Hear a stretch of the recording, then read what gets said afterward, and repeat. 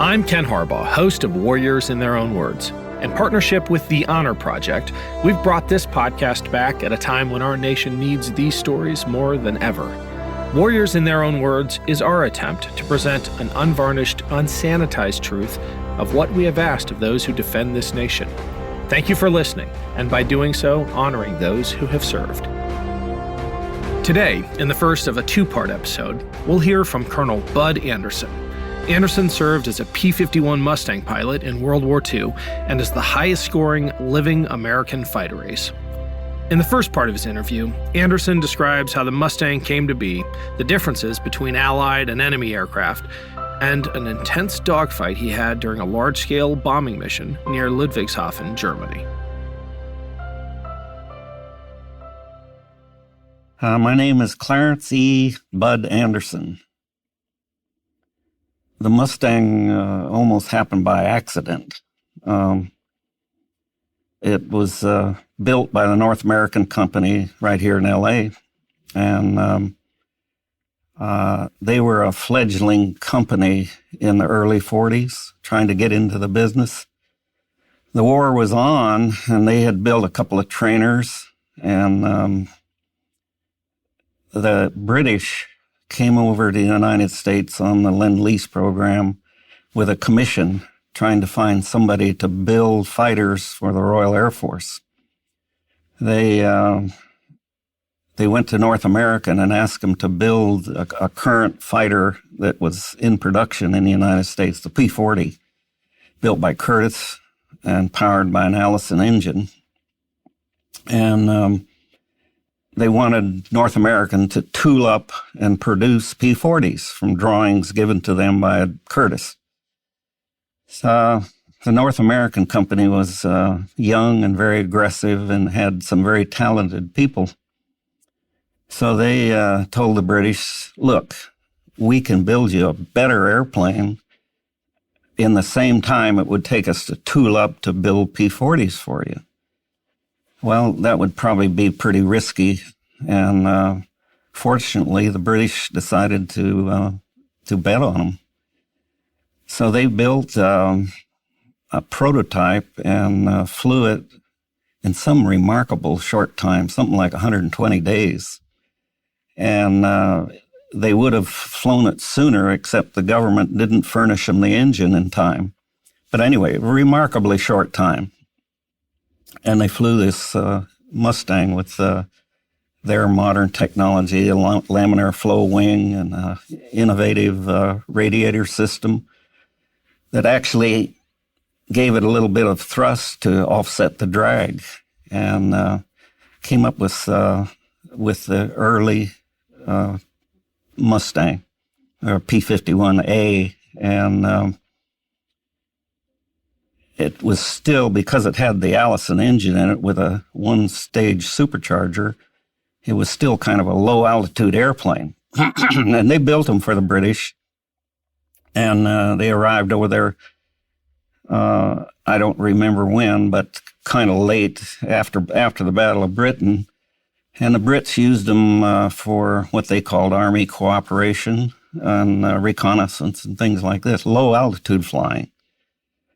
The war in Europe was fought at a high altitude, and therefore it was much better than the P-40, much faster, but still considered a low-altitude airplane. Well, some practical thinking people over there in Britain said, this is a wonderful airframe. Why don't we mate it with our best engine, the Rolls-Royce Merlin? And so they did that, and ended up with a very remarkable airplane. The Rolls-Royce Merlin had a two-stage, two-speed supercharger, and that gave the Mustang outstanding speed at low altitude, high altitude. It was quite maneuverable, and it had a lot of fuel, and ended up being the answer to the problem they had in Europe, where the heavy bombers were being shot down because they didn't have fighter escort. So you'd like to believe that, all this happened with brilliant planning, that this Mustang arrives at the right time. There was little interest in the Mustang in the Army Air Corps. They had the solution already being worked on. It was called the P-67. It was going to be built by General Motors. And the Rolls-Royce Merlin engine was already being produced in the United States by Packard Motor Company in mass production. So the engines were available. Now we got an airframe. But we've got this P-67, which was kind of an abortion, built all different parts of different airplanes. And it was supposed to be the long-range fighter. And a colonel at Wright Field flew the airplane. And he was very disappointed. He came back and found out that he told him, says, hey, this airplane can't even defend itself, let alone defend the bombers, and we ought to get rid of it. And they'd already ordered a couple thousand of them. And he was aware of the Mustang and the Merlin engine, and he said, we ought to investigate that, try to put more fuel in it, and that should be the answer. Well, fortunately, he prevailed, and we got the P-51B model. And once we had that, they couldn't get enough of them. Now, you'd like to believe that once we had this airplane, they would immediately go to the 8th Air Force so that they could escort the B-17s and help them out. By the way, our concept of bombing strategic targets with bombers in those days was that they could do it in the daylight, and they could do it in massive formations, and they could fight their way in and fight their way out. They didn't need fighter escort. The British had tried that and got tremendous losses, and so they reverted to night bombing. Well, the night bombing wasn't as accurate as day bombing, and so, they were going in and doing area bombing where our concept, the United States Army Air Corps, was that we had to do it in daylight to get the accuracy to destroy the targets that we wanted. Well, they started in 1942, 43, and they immediately found out that once they got it into deep in the target, we did have fighters there, P-47 and P-38s, but they didn't have the range to go all the way to the targets and back all over Europe. So the Germans would just wait until the fighter escort left, and then they'd have at them. And they had one of the big raids to, I think it was Schweinfurt. They lost 60 bombers. And that's 10 men in each bomber. That's 600 men went down on that day. And it almost put an end to the daylight bombing. They said, now we got to have fighter escort. We just can't do this without it. So the Mustang arrives on the scene magically due to brilliant planning, right? And then you'd like to believe that the first ones went right straight to the 8th Air Force. Well, they didn't. They were assigned to the 9th Air Force in Europe, which was the Air Force, the tactical Air Force that was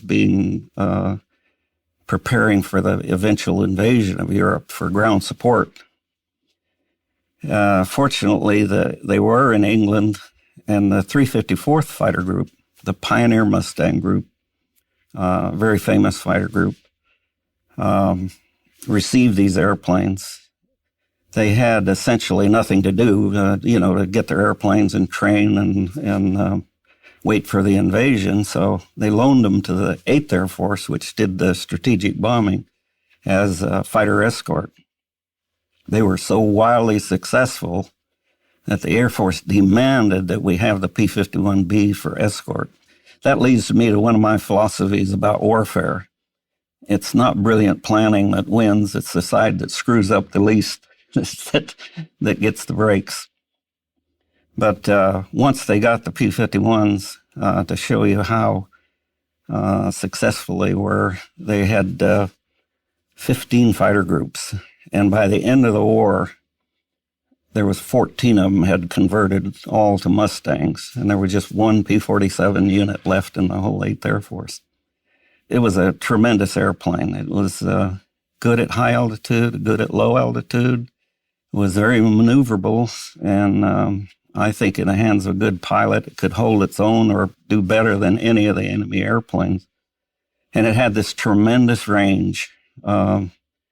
We had about 8 hours worth of fuel in the airplane by the time they finished with all the modifications on it. It had fuel in the wings, and it had a 85-gallon tank in the fuselage behind you, and then 2 huge underwing tanks. And my average mission time was 4.5 hours. The longest mission I ever flew was 6 hours and 55 minutes on D-Day, but that was all patrolling at, cruising speed, never using very much power. P-51 Mustang, it was a great airplane. My first impression of the Mustang, actually, I think I was in kind of a state of shock, and I believe it or not, I don't have a recall of it. You have to realize now what happened. I was just arrived in the theater in England, and I'm a 22-year-old kid, you might say, in a foreign land, just about ready to go into war. And I received word that my best friend had been killed in December of 1943, P-38 pilot. And about that time, I flew the Mustang. I don't even remember the date that I first flew the Mustang, which really isn't that important. But my general knowledge of the Mustang, in the next few days, and I was very lucky. I was, when I got to combat, we had never seen a P-51 before, never even seen one, let alone fly one. We'd heard about them, but, and then I get several flights. I think I was one of the first pilots in the squadron to fly it. And I was given a P-51 to go to the Royal Air Force Aerial Gunnery School.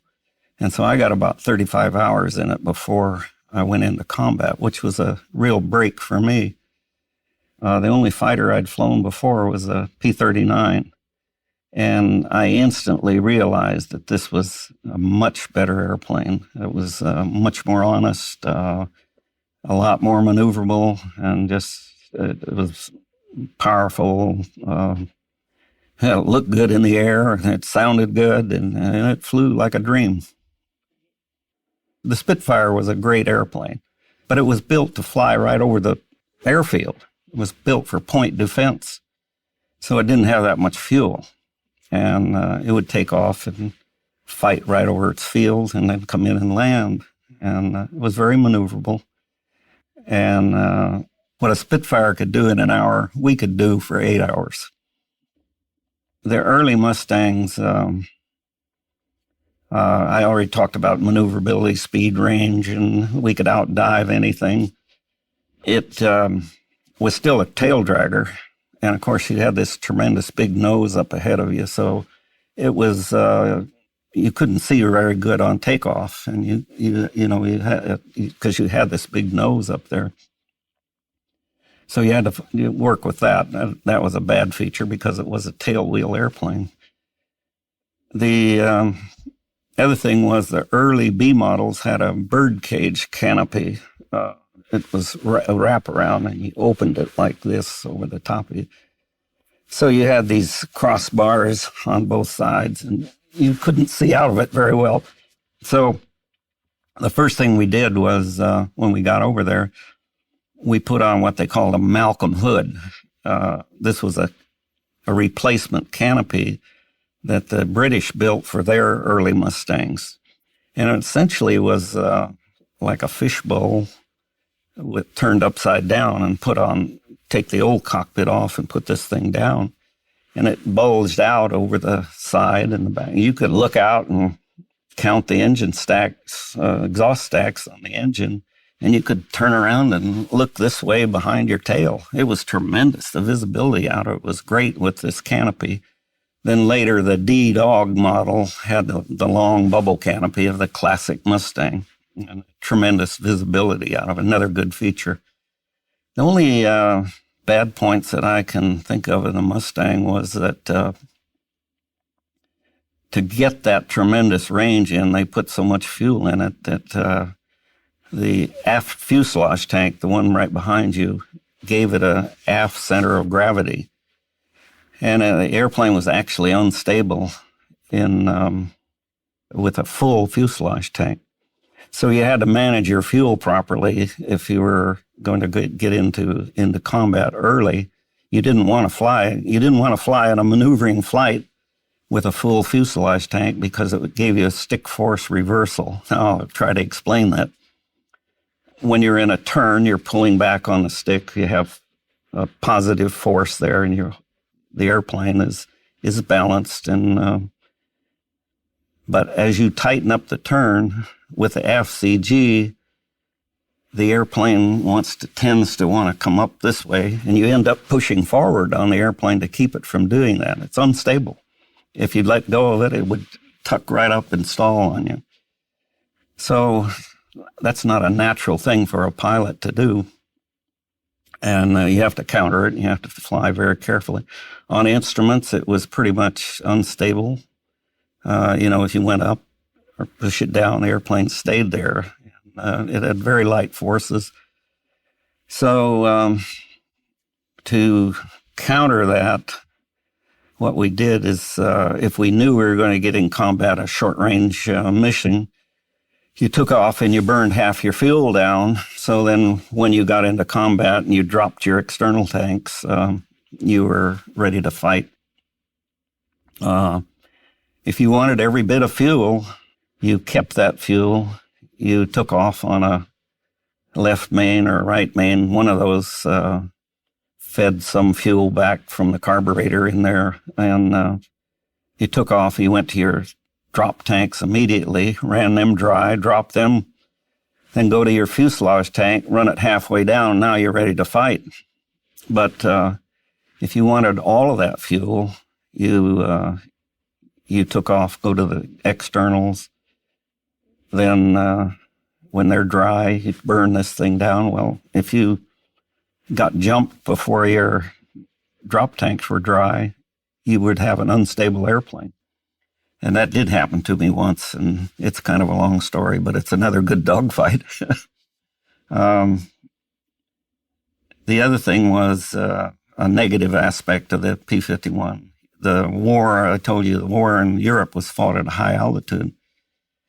And the airplane, we're talking 30,000 feet up, unpressurized cockpit, cold, very cold.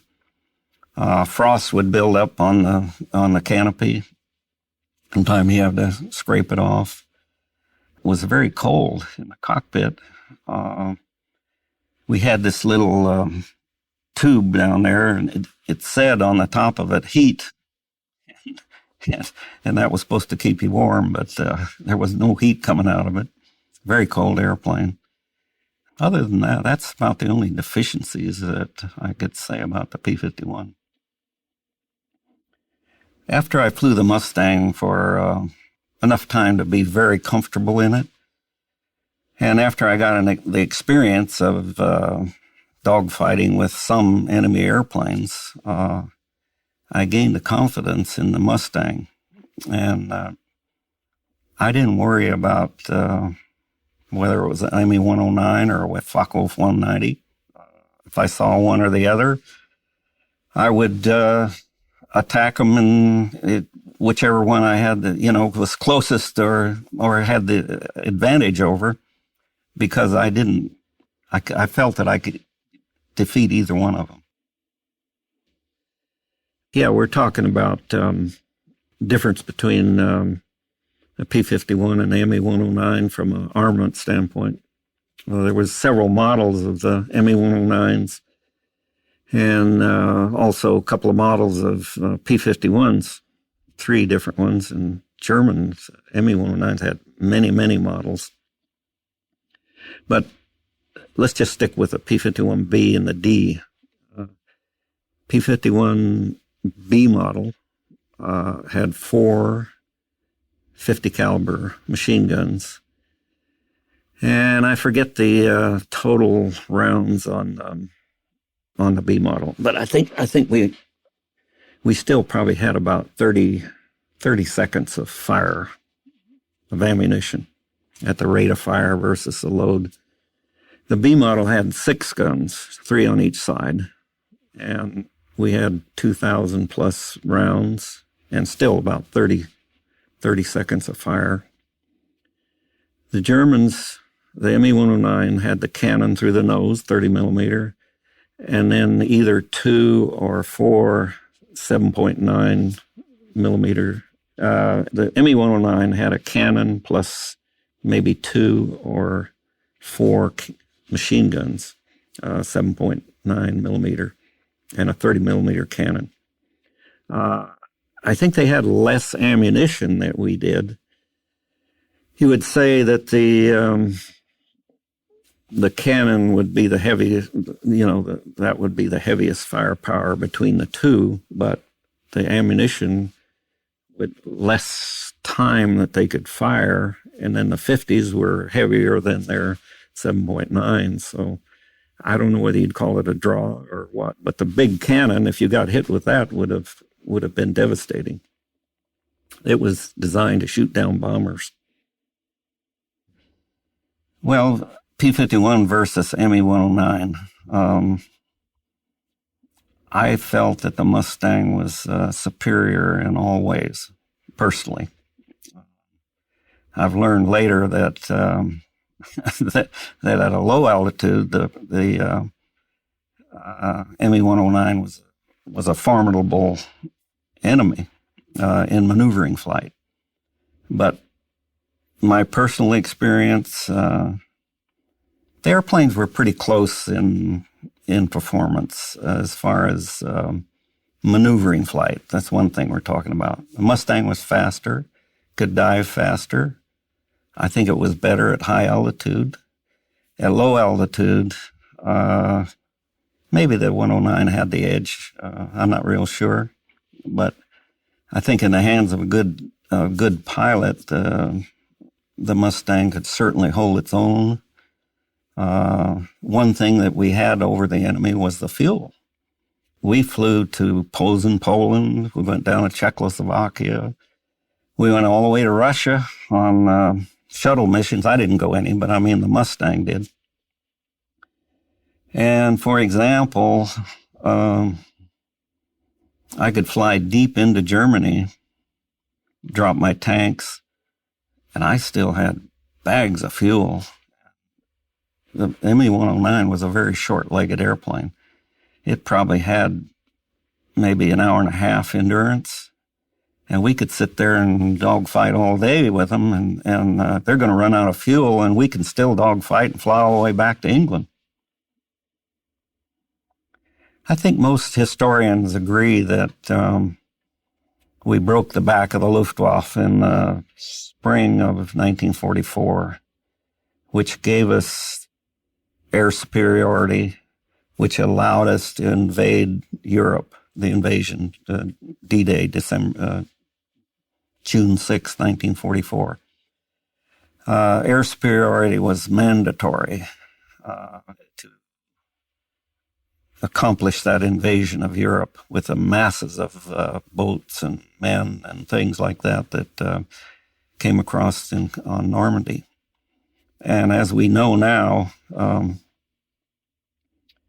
only 2 enemy airplanes came up that day to counter that massive invasion.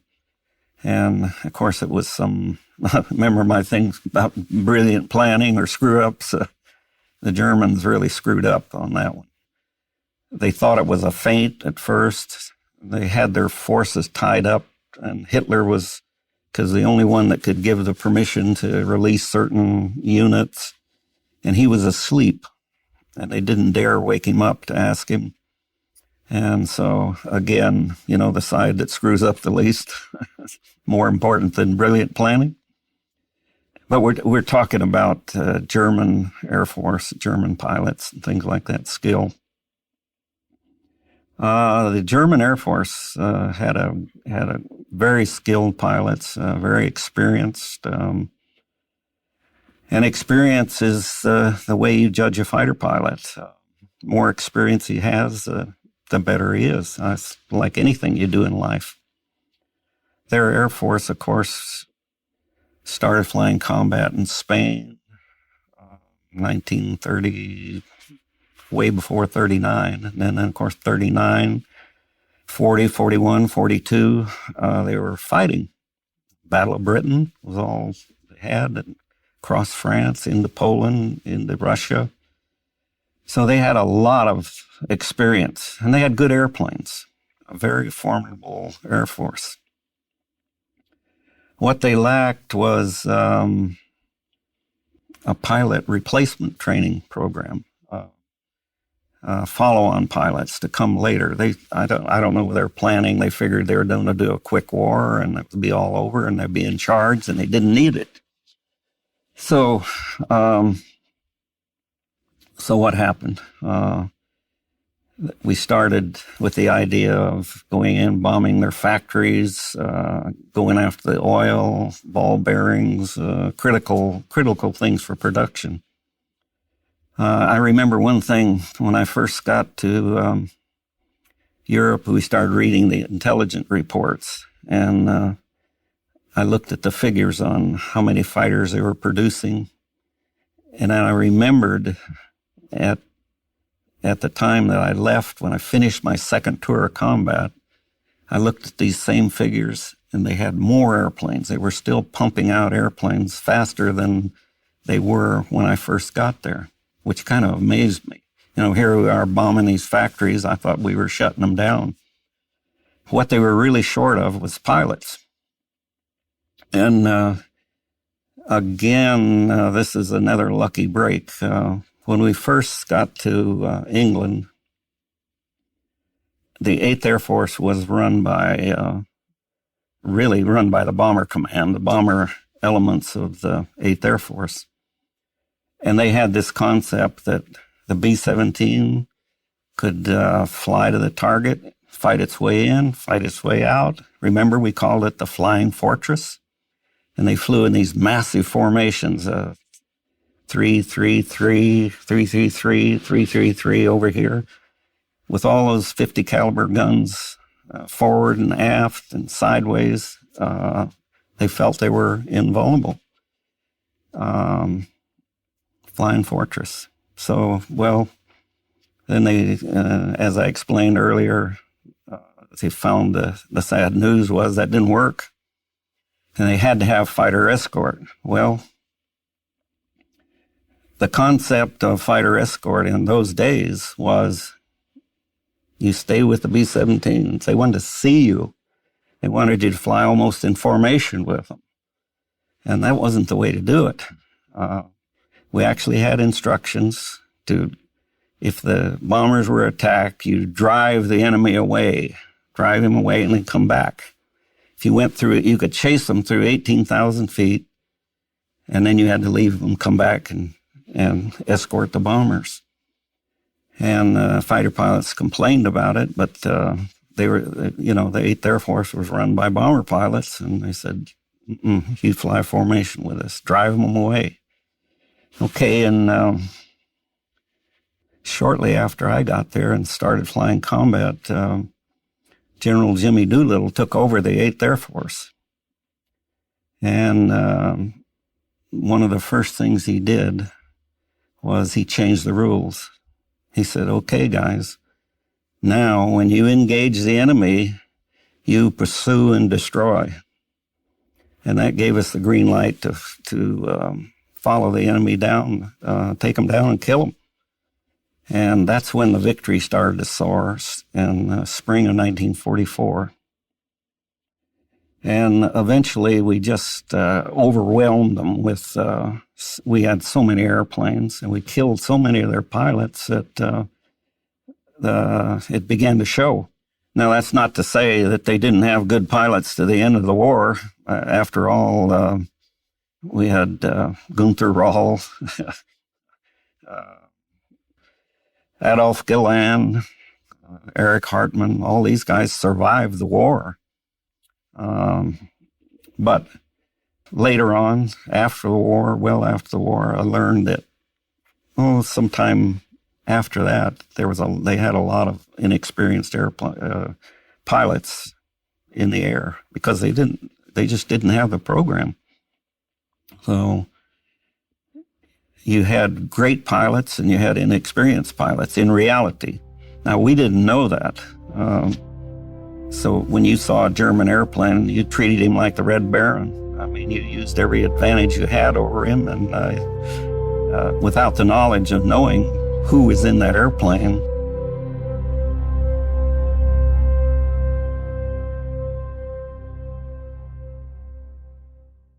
With the busy fall season already in swing, you might be looking for wholesome, convenient meals for jam-packed days. Factor, America's #1 ready-to-eat meal kit, can help you fuel up fast with chef-prepared, dietitian-approved, ready-to-eat meals delivered straight to your door. You'll save time, eat well, and stay on track with your healthy lifestyle. Level up with Gourmet Plus options, prepared to perfection by chefs and ready to eat in record time. Treat yourself to upscale meals with premium ingredients like broccolini, leeks, truffle butter, and asparagus. Looking for calorie-conscious options? Try delicious, dietitian-approved, calorie-smart meals with around or less than 550 calories per serving. Need an extra boost to support your wellness goals and feel your best as you tackle a busy autumn? Try Protein Plus meals with 30 grams of protein or more per serving. With Factor, you can rest assured you're making a sustainable choice. We offset 100% of our delivery emissions, source 100% renewable electricity for our production sites and offices, and feature sustainably sourced seafood in our meals. This September, get Factor and enjoy eating well without the hassle. Simply choose your meals and enjoy fresh, flavor-packed meals delivered to your door. Ready in just 2 minutes, no prep, no mess. Head to factormeals.com/warriors50 and use code warriors50 to get 50% off. That's code warriors50 at factormeals.com/warriors50 to get 50% off. Wait, are you gaming? On a Chromebook? Yep. It's got a high-res 120Hz display, plus this killer RGB keyboard. And I can access thousands of games anytime, anywhere. Stop playing. What? Get out of here. Huh? Yeah, I want you to stop playing and get out of here so I can game on that Chromebook. Got it. Discover the ultimate cloud gaming machine, a new kind of Chromebook.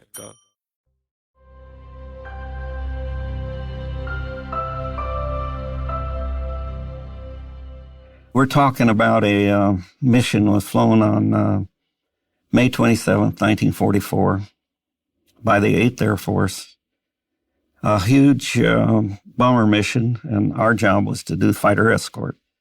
The mission was to go to Ludwigshafen, Mannheim area and bomb strategic targets there. I don't know what they were, but I don't even know. It was a massive attack, probably 800 bombers and 800 fighters escorting them, something like that. I don't know.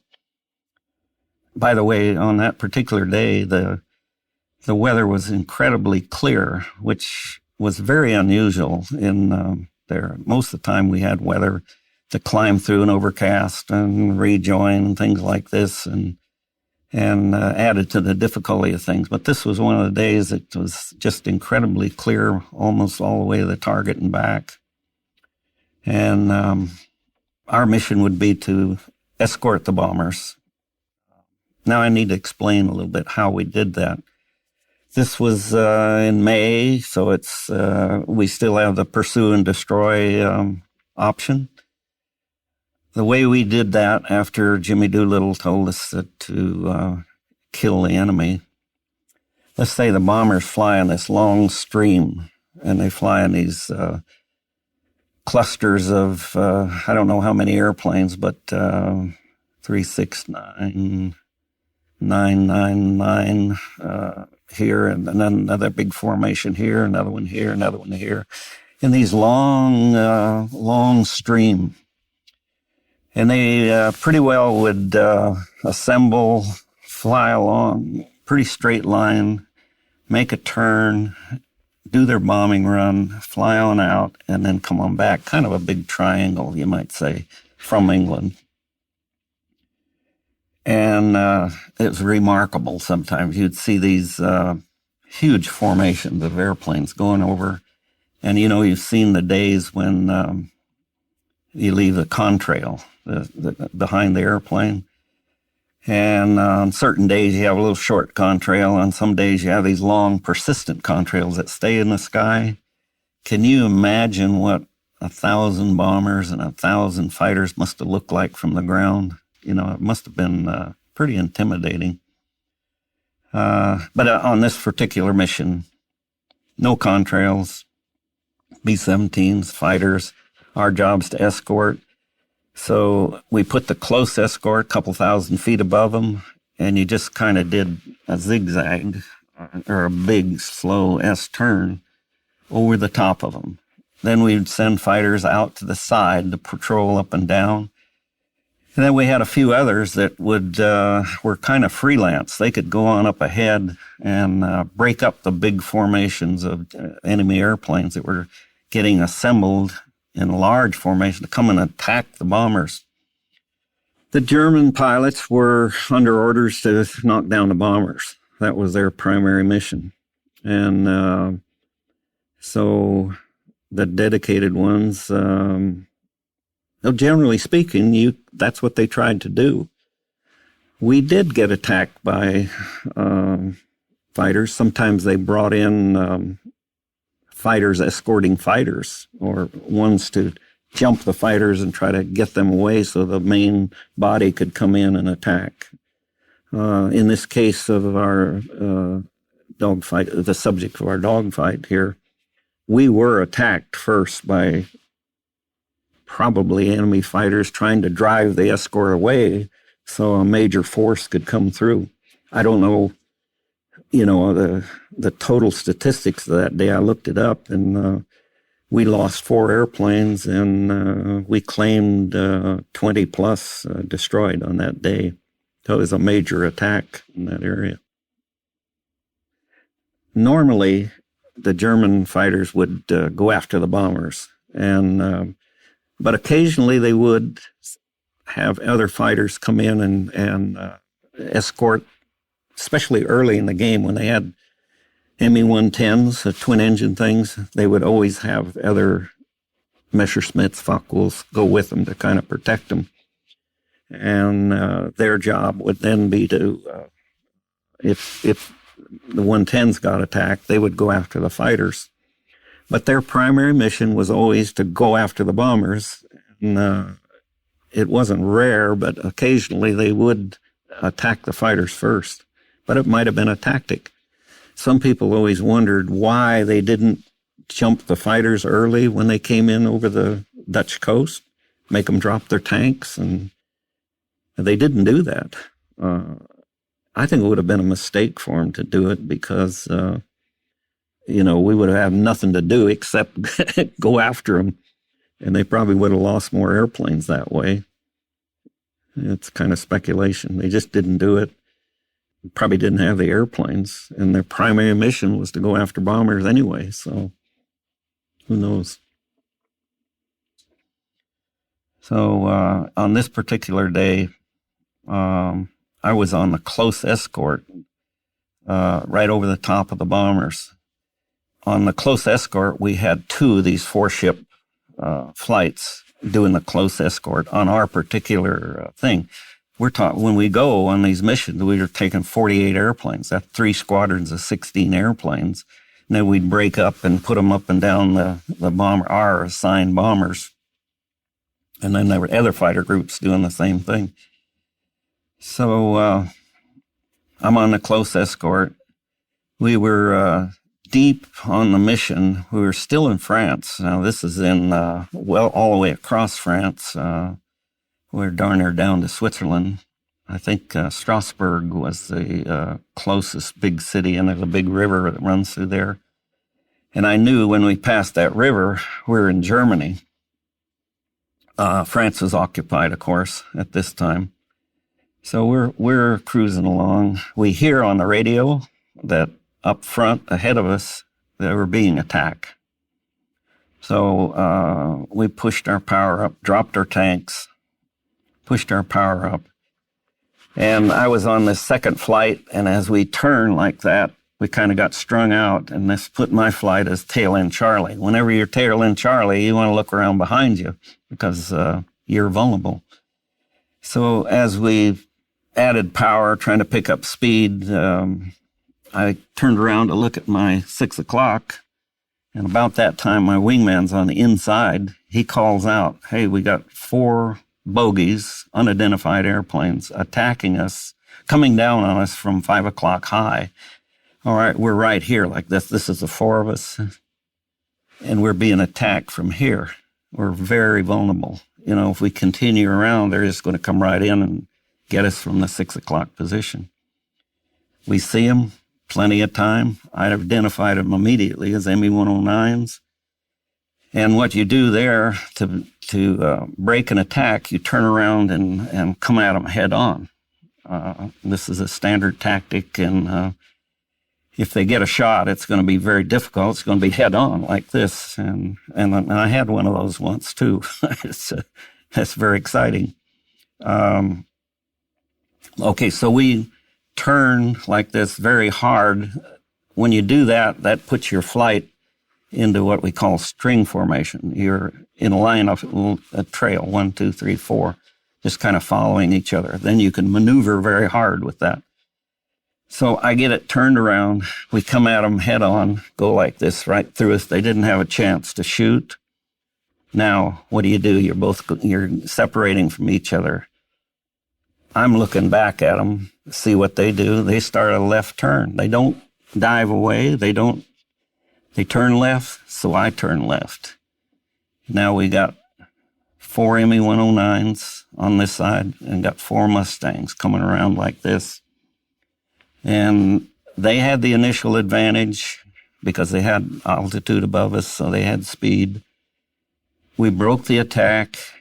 They decided they want to fight.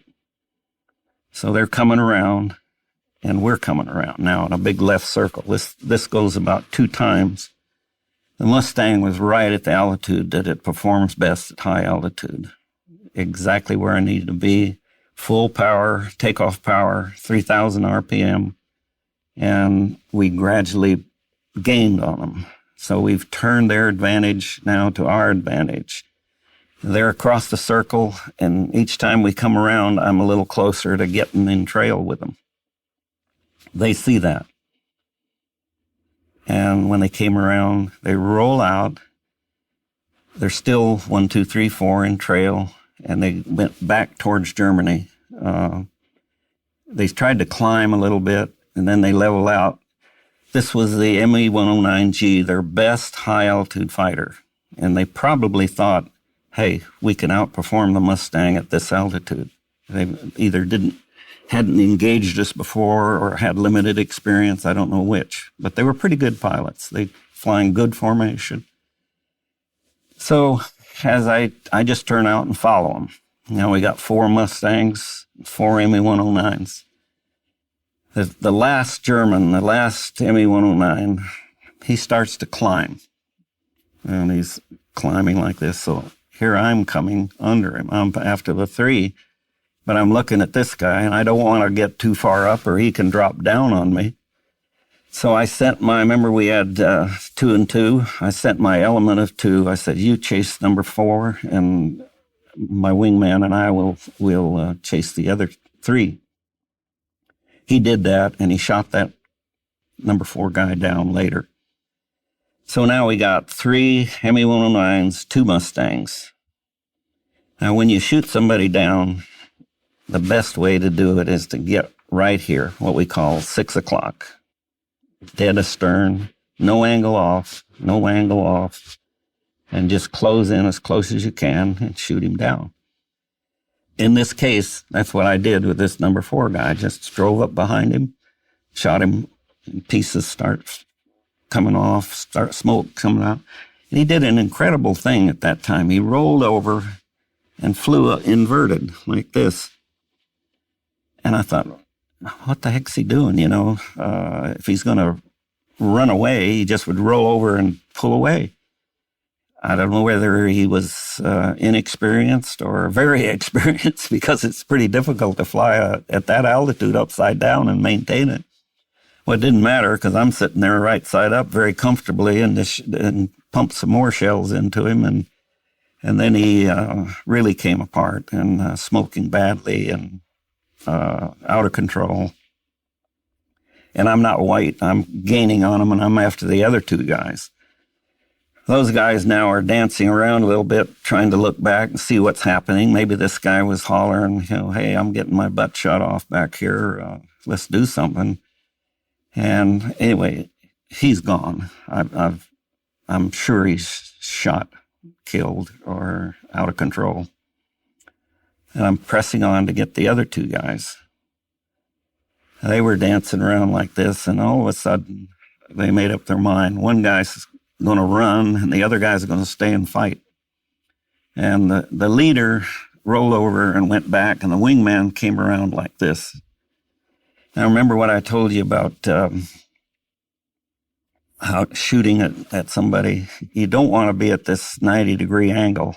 And he has a fixed sight, so he has to estimate that range. He has to point his nose ahead of me to get a successful shot. If he's down here, there's no way he can do it. He's got to get up like this so he can point ahead of me.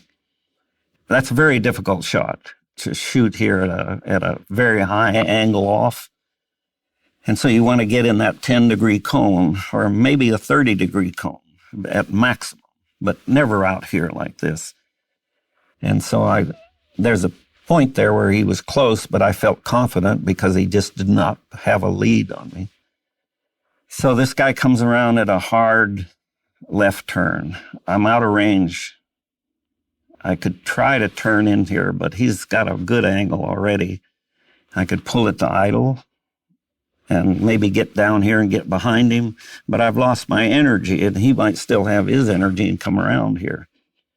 So what I did was I decided to cut across the top. You know, he'll be over here. And you do all this stuff by instinct. You don't have it all figured out. You do it instinctively. You know that he lost some of his energy by making a high turn.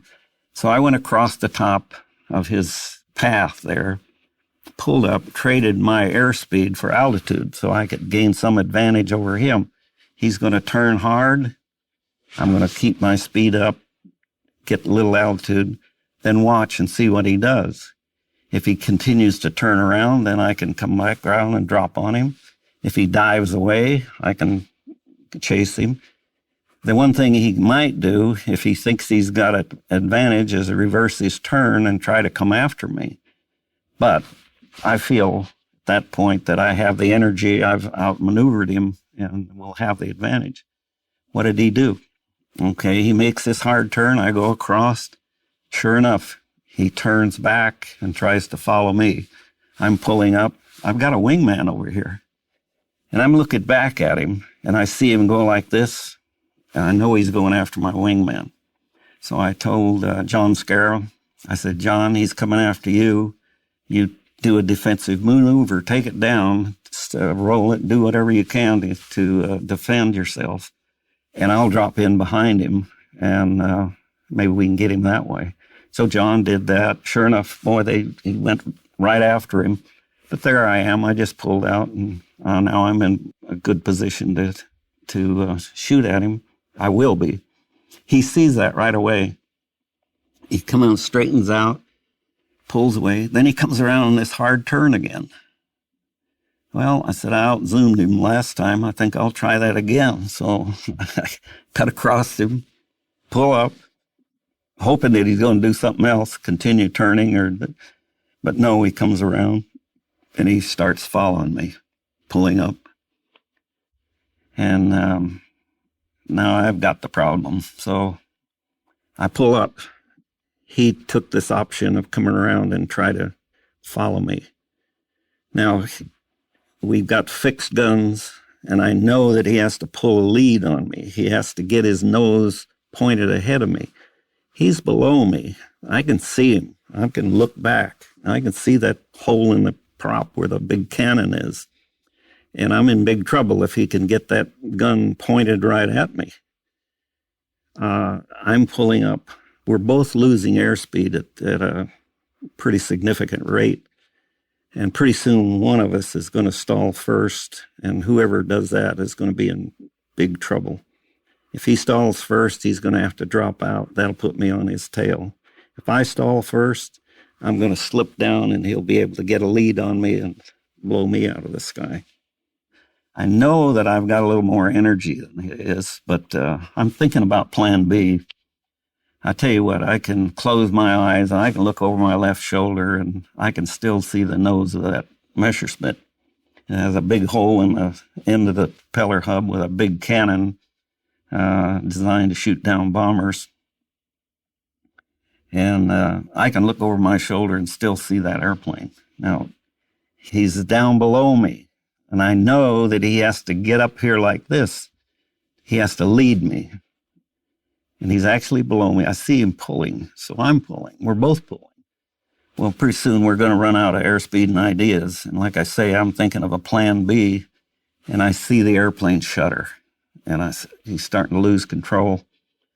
And I'm still flying good. He has to rudder it over to keep from stalling and go down. So I'm back following him down again. This time he straightens out. We separate a little bit, and I'm figuring out what's he going to do next. Here he comes around with another hard turn to the left. I didn't want to be up on front of that guy again, so I thought I'd try a different tactic this time. It was a little bit different. I had a little better angle on him. So I pull it in hard, and I said, I'm going to try to stay with him and get a lead on him and shoot him in this position. I put down a little 10 degrees of flaps, which you could do in a Mustang, a little maneuvering flap. Made you turn a little bit tighter. I cracked the throttle back just a little bit, not a lot. And pretty soon I see I'm going to make it. He sees that. And he's either got to do one or two things. He's either got to roll in and dive away and try to get away, or he probably thought that I had pulled the thing to idle and lost all my energy to get inside, and then he could outclimb me. So he turns the airplane, reverses it, and pulls up as steep as he can. And I just shove the throttle forward. He pulls up. He's in a left-hand turn. I come up here, and he starts a little right-hand turn. I start firing right in here, and I saw some tracers go across his right wing a little bit. I pushed a little bit of left rudder, and then pow, hit him right in the middle, right in the wing root, all around the cockpit and the engine area. Tremendous white vapor came out initially, and then he just suspended in the air. He almost stopped. The prop was probably just windmilling, and I shoot right up to him. And I'm flying close formation with him right there. I was almost where I could see in the cockpit, but there was smoke in it. And he rolls very slightly, and I'm right here. I'm so close I can see the wheel well, and the rivets and the grease and everything. And he just rolls over and goes down, starts down. I followed him down through, 20,000 feet. I was going faster than I ever been in my life. I was going too fast, and I pulled the throttle back. And I said, well, I'll follow him, and I'll just stay higher. And if he levels out, I'll just cut across, and I'll still have the advantage. Well, he was smoking now. He's just black smoke pouring out. It must have been a mile long, and he's just going straight down. And remember I said it was a very clear day, and beautiful day, and I got down to about 10,000 feet. And pretty soon I see down there, I see his shadow, and he and his shadow met. Just tremendous explosion. It was a pretty exciting day. We rejoined, got my other flight back together, John saw this explosion up in the air, and he knew it was either me or the Germans. So he came over and found me, and Eddie Simpson and his wingman joined up, and we went back escorting. We'd been attacked by the Me-109Gs, their best high-altitude fighter. We'd defeated their attack and turned around and shot down 3 out of the 4. It was a pretty successful day, and I'm glad it was me and not them. That was Colonel Bud Anderson. To hear him describe how and why he joined the Air Force, his training, his appreciation for his squadron, and more, listen to the second part of his interview coming out on June 23rd. Thanks for listening to Warriors in Their Own Words. If you have any feedback, please email the team at kharbaugh@evergreenpodcasts.com. We're always looking to improve the show. For updates and more, follow us on Twitter at @team_Harbaugh. And if you enjoyed this episode, don't forget to rate and review. Warriors in Their Own Words is a production of Evergreen Podcasts in partnership with the Honor Project. Our producer is Declan Roars. Bridget Coyne is our production director, and Sean Rule-Hoffman is our audio engineer. Special thanks to Evergreen executive producers Joan Andrews, Michael DeAloia, and David Moss. I'm Ken Harbaugh, and this is Warriors in Their Own Words. Coming up on 5-Minute News, I'm Anthony Davis. You might think it's partisan because maybe it's critical of one side or the other, but it's not. It's just the truth. And I think that's also something that's kind of unusual for Americans listening to the radio or to podcasts, because the news landscape in the States has been so partisan for so many decades. So 5-Minute News is verified, truthful, independent, unbiased, and essential world news daily.